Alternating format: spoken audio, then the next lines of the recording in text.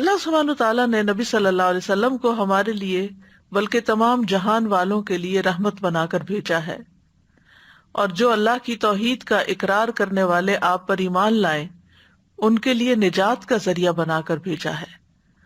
متقین کا امام بنا کر اور تمام مخلوقات کے لیے حجت بنا کر اور حشر میں شفاعت کرنے والا بنا کر بھیجا ہے۔ اللہ سبحانہ تعالیٰ نے آپ کو رسولوں کے سلسلے کے منقطع ہونے کے بعد بھیجا، فترۃ الرسل کے بعد بھیجا،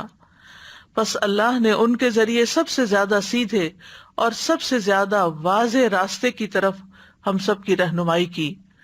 بندوں پر آپ کی اطاعت اور تعظیم، ان کی حفاظت، ان کے حقوق کی بجا آوری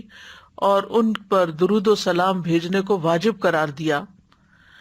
بعض علماء کہتے ہیں کہ آپ صلی اللہ علیہ وسلم کی خصوصیات میں سے یہ ہیں کہ قرآن میں اور کسی دوسری کتاب میں آپ کے علاوہ کسی دوسرے نبی پر سلام نہیں بھیجا گیا، بس یہ وہ خصوصیت ہے آپ کی جس کے ساتھ اللہ نے باقی انبیاء کے علاوہ صرف آپ کو خاص کیا ہے۔ اسی طرح ابن عاشور کہتے ہیں کہ ازواج النبی کے بارے میں احکامات کے بعد یہ آیت آئی ہے، یعنی سورۃ الاحزاب میں،